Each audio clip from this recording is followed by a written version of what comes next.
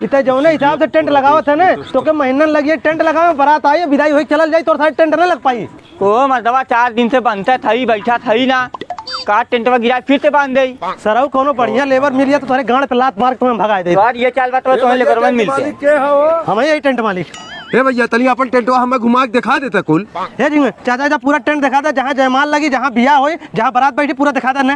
देखा जाता है हमरे टेंट हाउस के मेन गेट है, जाकी बारात अंदर आई है। देखा जाता है हमरे टेंट हाउस के जयमाल सिस्टम हो, यहाँ कुर्सी लगी, कुर्सी पे लड़का लड़की बैठी है, पीछे सब लोग आशीर्वाद गई है। जहाँ मंडप बाग में जहाँ बियाह हुई चला वो दिखाई। देखा जाता है मंडप हो, यहाँ लड़का लड़की सिंदूर दान हुई। ठीक है, टेंट हाउस तो तुम्हारे भैया 1 नंबर के हो। अच्छा चाचा ये चालू करे में खर्चा तो कितना लग रहा है? कुल चाचा 5 करोड़ रुपया लग रहा है। एमन कमाई धमाई है कुछ? कमाई देतना 21 साल में हमारा पूरा खर्चा नहीं कर रहा। अच्छा चलो भैया ठीक हो जाते। अरे बता दे डेटा बता दे, लिख दे तुहार डेटा नहीं तो तुम्हारे कुल हम व्यवस्था देखे आ रहे हैं। हम टेंट हाउस की दुकान खोलो यहाँ। पता नहीं बड़ा नौटंकी बात है।